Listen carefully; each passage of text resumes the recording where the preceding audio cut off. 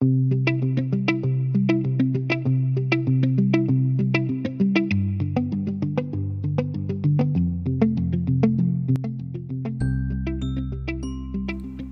this episode of Africa's Big Switch, we sat down together with Pam Hay, who is an experienced business manager with a diverse career background. Her roles typically focused on project management, fundraising, and media production. Currently, she works as the general manager in Ripple Africa, a charity based in the UK and Malawi. We hope you enjoy this.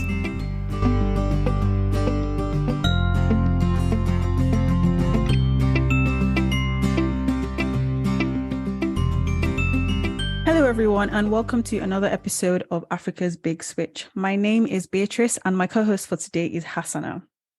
So it is no news that philanthropy and charity organizations have historically played a vital role in meeting development challenges and mitigating crises in sub-Saharan Africa. Often also talked about are the dangers of the approach that some charities take, either causing more harm than good or taking action with fleeting impact. Today, we're speaking to Pam Hay, who works at Ripple Africa, a charity that recognizes this and seeks to do things differently. Hi, Pam, and welcome to the show. Hi, thanks very much. I'm really delighted to be here. No, it's great to have you here. So before we get into it, can you tell us a little bit about yourself and how you got into your current role? Yeah, sure. I basically have spent quite a long time doing lots of different jobs in various sectors. I started off as a senior manager in Royal Mail. I spent a time as a film producer, a management consultant, and then I moved into the charity sector in the UK and now on the international scene. And I have to say that this is the most rewarding job I've ever done. I absolutely love working for Ripple Africa. It's an amazing organisation, and I think we're making a real difference. But I do recognise that, there are dangers in charities trying to undertake some of this work. So I'm hoping we're going to be able to discuss some of those. Yeah, for sure. It's great to have you here again. So to start with, then, can you tell us a little bit about Ripple Africa and what the organisation does and what areas you focus on? Yeah, sure. Well, Ripple Africa was founded in 2003, 2004, basically almost by accident by the founders who happened to be on holiday and took a wrong turn, ended up staying at a lodge which they discovered was for sale and decided to buy it. And the owner of the lodge at the time had got some volunteers lined up to come and work in local schools. And therefore, the founders, Liz and Jeff Ferber, decided, we'd better set up a charity then and do everything properly, which is how Ripple Africa started. And they're not charity people. They've never been charity people. They're business people. So they wanted to approach it in a very different way to the way that most organisations or most charitable organisations run. And I think that's what makes us different to anybody else. But basically, we started off just helping local schools and sort of healthcare facilities around where the lodge is based. But then one of the strengths of us is that we do spend a long time getting to know the local communities where we work. And in discussing with them what the issues were that they were facing, it became obvious that the environmental issues were the most serious that were affecting them. And therefore, we've sort of moved much more now towards being an environmental charity on quite a large scale. But we still do support the local schools and healthcare facilities around where we're based. So there's a lot of different projects that we're involved in, and that's what makes it interesting to work for, but also makes it quite challenging sometimes to try and get the balance right. That's great to hear. I just wanted to quickly ask, you mentioned there were some environmental issues that were identified. Could you highlight a few if you know? Yeah, sure. The biggest problem that faces Malawi is deforestation, which is causing huge sort of issues. There's Cyclone Freddy at the moment, and lots of people have had their homes completely washed away. And one of the issues is that, sort of the soil is not being sort of held in place by tree roots, and that causes massive problems for people. So we started off very much trying to sort of address that issue.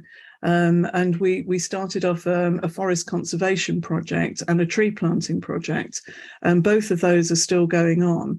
And then to supplement that, we also started off our fuel efficient cook stove project to sort of help people to use less wood for cooking and for sort of boiling water and things like that, whilst also planting sustainable sources of timber that they could use rather than cutting down the existing forest. And we work very closely with the agricultural department, the forestry department, to make sure that we're all on the same page. And I think that's quite an important thing to sort of highlight, really. We don't do this on our own. We do this in conjunction with the local organisations and the local communities.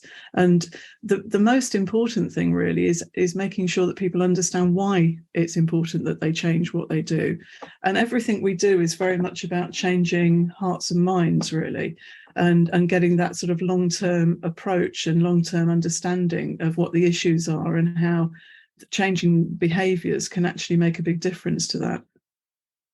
You mentioned a lot of different aspects of what would have been our conversation today already. Sorry.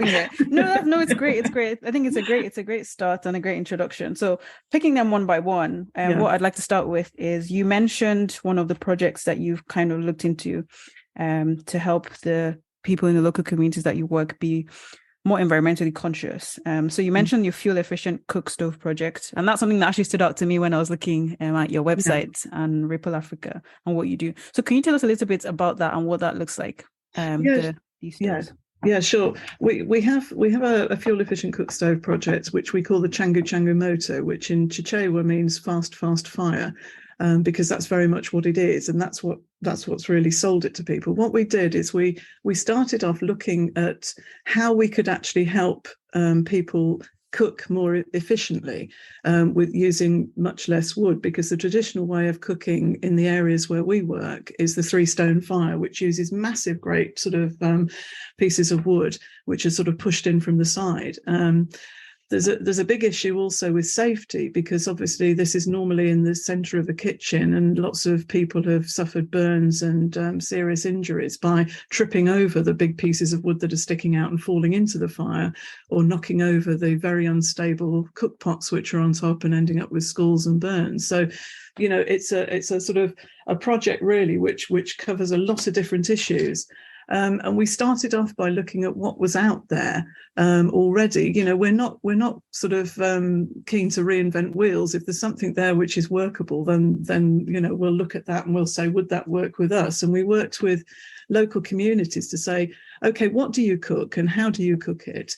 And one of the things we discovered was that what people would really like is to cook two things at the same time, you know, to be able to boil water as well as cook the encima and the relish. So we started off by saying, well, okay, we'll start off with trying to find something which is a double burner, if you like. And the key thing for us was to make it so that people actually understood why we wanted to cut down the amount of wood that was used. So education, as I said before, is very much part of all of our projects, but also to sort of get people to sort of understand what the benefits are to them. So, you know, to actually sort of spend some time saying, well, you know, can we help you sort of improve your lives by sort of cooking things quicker? And what we tend to do now when we go into a village where we're introducing this project is we run a cookery competition and we say, okay, well, you know, we'll help you build one of our Changu Changu Motos, which is basically made out of mud bricks. So it's completely free to the householder. All they have to do is sort of mold some bricks to start with, and we then teach them how to put those together, cover them with mud, and once the mud's dry, it can then be used as the stove. And we'll do a competition. So somebody will cook something on the 3-stone fire, and somebody will cook one on our Changu. And lo and behold, the Changu is much quicker because you can cook two things at once, and also it's a more stable and sort of easier cook stove to actually use. So that really is the start of our projects. People want the product because they understand the benefits and they can see the impact that it's going to have on their lives.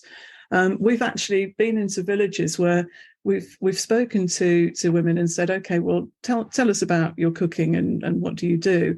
And we've had people who said they get up at sort of 2-3 o'clock in the morning to walk for 3 hours to a forest to find pieces of wood that they can then use to cook on. Because there is so little wood left for people now, so little forest, you know, so few forested areas, that to be able to say you can cut down the amount of wood that you need to use by, sort of 2/3, because our cook stoves use just a third of the amount of wood that a 3-stone fire does. That's a huge benefit to people, and suddenly they're really sort of on board and they're keen to get involved. So, I think selling the benefits and getting people's buy-in and commitment to the project is really important. And I think your organization took a very interesting approach with your introduction of your new stoves to the market with the competition that you did. I think that is a phenomenal way of getting people to use something, see the benefits of it straight away and be interested. So I think that's great. Well, do you know one of the things that was really interesting? When we're great believers in learning from mistakes, and when we first started the project back in 2000, and I think it was 2008, 2009. We started off by going into villages and saying to the chief, sort of, have you got anybody who could work with us as a sort of community volunteer, if you like, to help us introduce the project and then to keep it going. And generally, they'd sort of pick young men who'd not got jobs. Now, the difficulty with that is that the young men don't actually do the cooking and don't really understand what the problems are. And we sort of realized that it wasn't really working for us. So what we do now is we go into a village and we just ask around, which is the woman that everybody respects the most. And we then approach her and say, look, would you like to be involved? And would you like to help us to keep this going? And then what you've got somebody in the village after you've walked away who really understands the project and really believes in the project and will help people if they've got issues on an ongoing basis. And I think that's really quite important. So that was you looking for an ambassador, essentially, right, of your product? Yeah, absolutely. Yeah. And I think that's crucial. I think that's crucial because, we'll come on later, I'm sure, to talk about how charities work. And a lot of our funding is 1 or 2 years, and the funders then expect the project is finished and you've solved the problem and you can walk away. But and I know that it takes a long time to change habits that have been going for generations, and to think it's going to change in 1 or 2 years is completely unrealistic.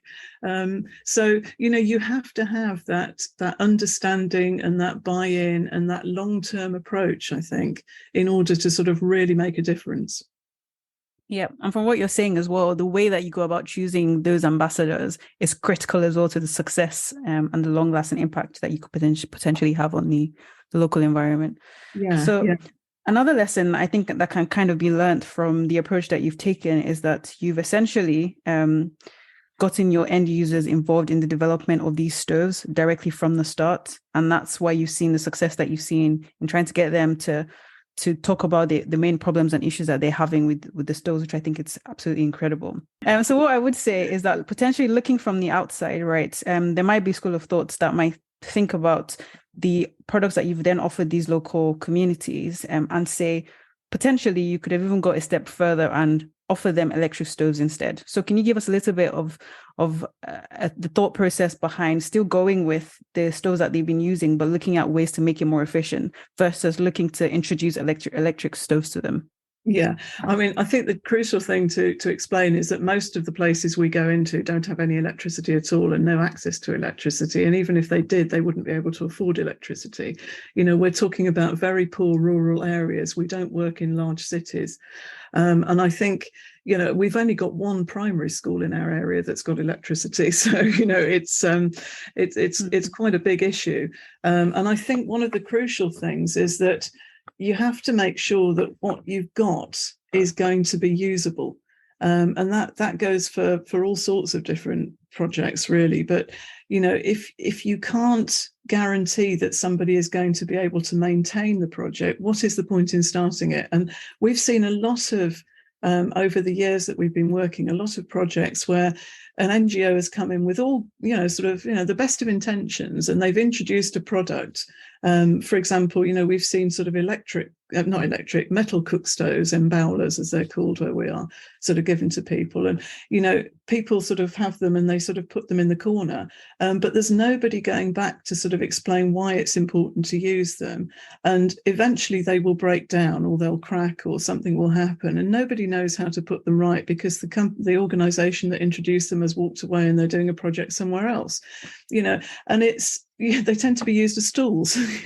So we've actually been into so many kitchens where there's a 3-stone fire and there's an embowler that's been given to them sort of sat by the side, and they're using it as a stool to sit on.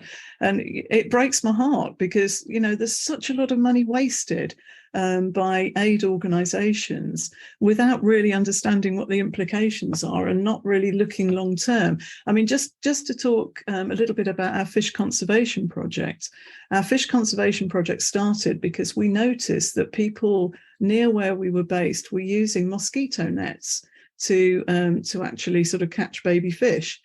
And, very cute, very photogenic. We thought, oh, this is lovely, sort of these kids there with mosquito nets. And then we sort of started talking to some of the fishermen, and we realized that there was a huge problem with sort of, the fish species were sort of dying out, and, they weren't being able to catch enough fish to sort of feed their families.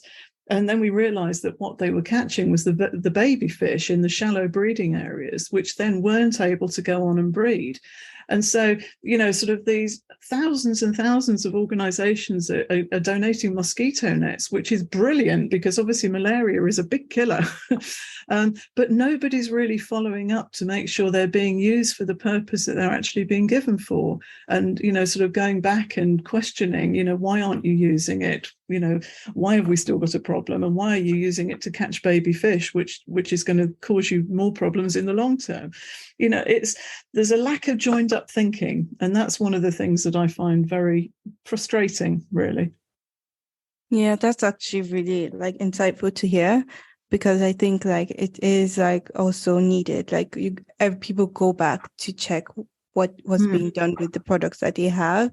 And in terms of your company, how do you, because you did highlight this, which is great, but how do you go back to have those checks in place? How often do you do it as well? I don't know if you understand the question. Yeah, no, I do. Yeah, with our cook stove project, we go back sort of on a regular basis, and we audit to make sure that the cook stoves are still in use. And we do that over a 10-year period. And I think it's really important because, what is the point in spending a lot of time and effort in doing something if you're not going to make sure it's actually continuing?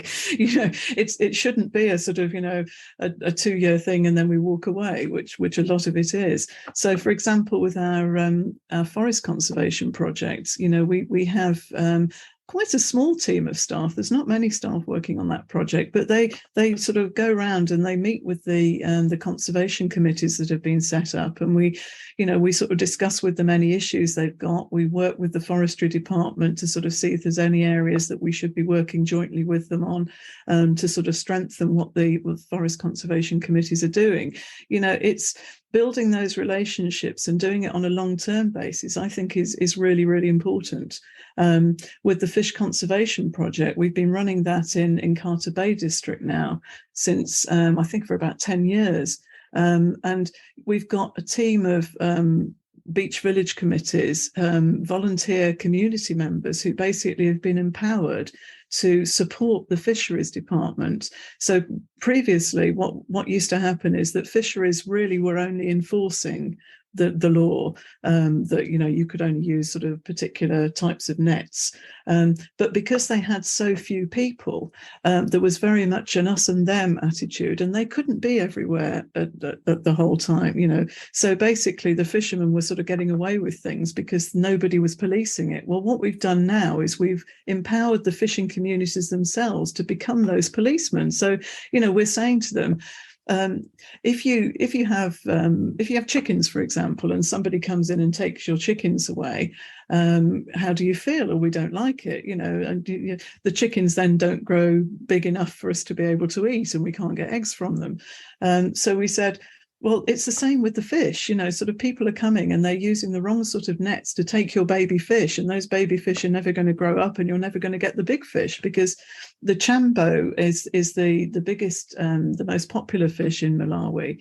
And each chambo can actually produce 300 babies. So basically the chambo brings the babies into the shallow areas, and those shallow areas then become the nurseries, if you like, until the babies are big enough to go back into the main part of the lake. So each big fish can produce another 300 little fish, and if you can sort of keep those 300, they will all then produce 300. So it's getting those messages across. And what's happening now is the beach village committees are protecting those breeding areas, and they're sort of stopping sort of pollution. They're encouraging reed growth. They're encouraging even feeding the fish in those areas, because they realise now how important they are.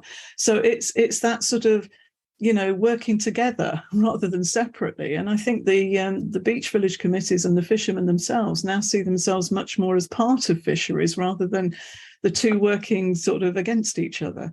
And that's one of the things that I think is really important, that we do actually get that feeling of we're all in it together, and we all have the solution, and we should help each other to get that solution working. Yeah, and it's really great to get everyone involved, like you mentioned.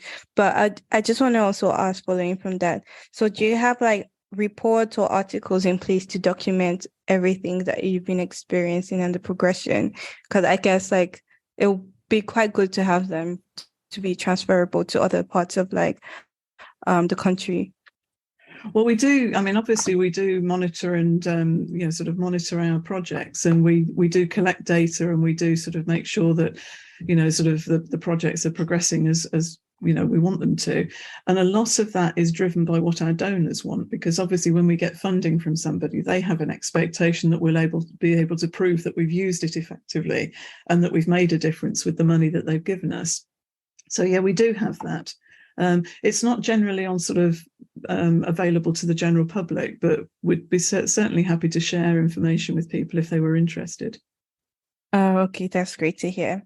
And so in everything, have you experienced reluctance in setting up these projects that you've highlighted from the community? Because normally, I guess, coming to an environment, people are kind of used to a way of doing certain things, and then you introduce a better way. There's some people that might not really buy into it at first. So when you experience that, or if you have experienced that, how do you usually deal with it? Yeah, there's always reluctance. That's one of the risks of every project that we introduce, that we look at how are we going to mitigate that risk, how are we going to actually get people on side. And I think it's a difficult one, because it's not nice to be told that what you're doing isn't right, and that's essentially what we're saying to people. But it's interesting, because what we've tended to find is that it's much easier if we can get local people to actually explain it to other local people, rather than us coming in as a foreign organisation. What do we know about living in the area? But if you've actually got somebody who lives down the road from you who said, look, I've been using this for 10 years and it's fantastic, you really should try it, it's much more effective. And we've tended to try and encourage that as much as we can. So we sort of work with communities, as I say, we take ambassadors, if you like. That's a really good term, actually. We might start using that. We take ambassadors from the local community to then help spread the word to others. I mean, for example, we're actually being funded by UNESCO, because part of Lake Malawi is a World Heritage Site because of the huge number of cichlid fish they have there. And we have communities down there, and we're running football bonanzas, because football is huge and netball is huge. So we're actually running sort of big sporting events. And then the local groups who are working with us on the fish conservation project then have an audience that they can then talk to. So they can go and say, look, we're actually running this project in our area, and it's made a huge difference already. And we're now finding that we're being able to sort of protect the fish much better. And, sort of, it's just really nice, I think, to do things as a whole unit, rather than sort of to have a divide between you and the people who are actually benefiting. And I think involving the beneficiaries and getting them to to be your ambassadors is really important. You're definitely reading my mind. Because you mentioned quite a few times about some of the local employees that you've worked with, local organizations and communities that support the projects that you work on. Yeah. My next question was going to be if you could give us a little bit of an insight into the structure of your organization and how much really of the people that work with your organization are locals. Yeah, sure. I'd be delighted. We basically, the UK office, we've got our two founders who are volunteers. They've never taken a salary from the organisation and they work really, really hard. And we're incredibly lucky. And we've got 5 members of staff, only one of whom is full-time. So that's the UK office. Over in Malawi, we've got 690 staff and we've got 12,000 people working on our projects on a part-time or voluntary basis. So it's very much a Malawian organisation, even though we're based in the UK as a UK charity. And I think that's crucial. I think it's absolutely crucial because, you know, there have been an awful lot of projects set up by people who've done research. And I do have a bit of a problem with international development degrees and people who've got international development degrees because they don't necessarily know what's actually happening on the ground. And I think by actually employing local people and, you know, sort of getting a feel for their issues, and all of the people that we employ come from the areas that we're working in, you know, sort of, so they really understand from a real sort of heartfelt point of view what the issues are and how, you know, how these solutions could work. And I think that's really important. I don't believe that, you know, you need to have an international development degree to be able to go in and make a change. And virtually none of our staff have got degrees over in Malawi. They're all people who've done community development qualifications because they're people who can talk to people. And I think that's crucial. If you can't communicate with the people that you're trying to help, nothing is going to work. And so, you know, sort of we tend to try and attract people who have that person-to-person skill and will be able to actually solve problems by talking to people, because that's the only thing that really works. 690 you mentioned is a large number of stuff. I couldn't imagine from just looking at your website. Boy, it's incredible. I guess it also means that you can have a widespread impact and a really tangible impact on the communities that you work with in Malawi. Yeah, we haven't been that big for that long, really. We've grown. As the projects have grown, then we've had to grow our staff. And obviously we can only do that when we get funding in. So, it's always a constant struggle. And we have had months when we've thought, oh, crikey, can we afford to pay the salaries this month? And can we afford to take anybody else on for this new project area? So, you know, that's part of my role, is trying to get the money, which is always a struggle. I can imagine. So I guess for your organization to grow, you also have to grow your funding, essentially. Can you give us a little bit of an insight into that and how you raise funds as an organization? Yeah. A lot of our funding, well, most of our funding really comes from trust and foundation grants. We do have some sort of individual supporters, and we're getting more and more corporate supporters, because one of the things that a lot of companies want to do is they want to sort of be able to tell their customers that they're making a difference. And therefore we've now got quite a few sort of companies who regularly sort of donate to us a percentage of their profits, or, you know, so much a month, which makes a huge difference to us. And they tend to be more long-term supporters than some of the trusts and foundations, who, as I said, are usually 1 to 2 years.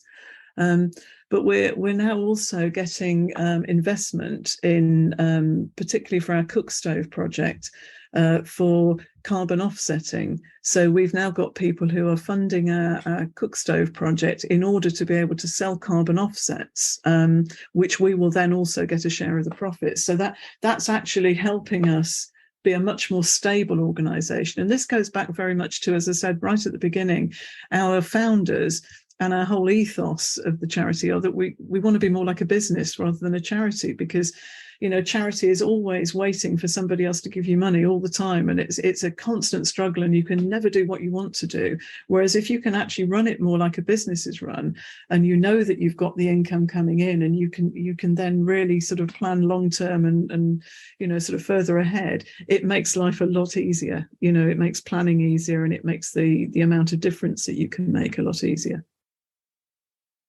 Oh, I really like that. It sounds like a great symbiotic relationship that you basically have developed with these organizations that are now investing in the Cookstove project, which I think is an incredible approach to go forward, like you said, to make your activities. It's quite challenging getting a Cookstove project certified as a carbon offsetting scheme. There's a lot of paperwork to do. I can imagine that for sure. So I guess go on. In terms of this funding that you then get from the organizations or as investments, what are the main aspects of your operations that kind of take up the most amount of money and the most amount of your funding? Well, obviously our staff costs, with 690 staff, there's a lot of people to feed every month. So we do, most of our costs are staff costs, but also when you're working in communities in the way that we are, we have to obviously have a lot of meetings. We have to meet with people, and in order to meet with people, you have to make sure they can get from A to B. Our staff have to cover huge areas, so we have to provide transport for them. So we do provide travel and subsistence for people to actually attend meetings, because otherwise they wouldn't be able to get there. Public transport is not always available in the areas where we're working, and you can't expect people to sort of travel 10 miles without actually sort of giving them some money to help them do that. So we do have a lot of money which is spent on meeting costs. And as I said, transport and fuel, because we've got a lot of our projects run in areas where even the road system is very poor. So therefore we have to provide motorbikes for our staff. Otherwise they would not be able to do their jobs. And in fact, one of the things that we do is when we're working with people like fisheries or forestry, we will sometimes provide them with motorbikes, because again, this is the short-term approach of a lot of projects. They will have been given a vehicle by somebody as part of a project, but they will never have been given money to maintain that vehicle. And therefore, sort of you'll turn up at the fisheries headquarters in a district and you'll look at their vehicle and it's got four flat tires. It hasn't got an exhaust on. The steering doesn't work anymore. So one of the things that we tend to do is we'll actually invest some money in getting that vehicle working again, so that they can actually help us do the job that we're doing with the local communities. So, it's very much a sort of, let's sit down and look at what are the issues that are stopping this project working and how can we solve them in the most cost-effective way. So obviously we couldn't afford to provide a brand new vehicle to fisheries, but we can help them get the vehicle they've got back on the road again. And we can help by giving them a little bit of money towards fuel so that they can actually do their jobs properly. Thank you for that. That was really insightful. So I was wondering, do you think charities have a role to play in everything? It is interesting, because it would be lovely if there was no need for charity. Wouldn't the world be a wonderful place? But I think it's unlikely that that's going to happen anytime soon.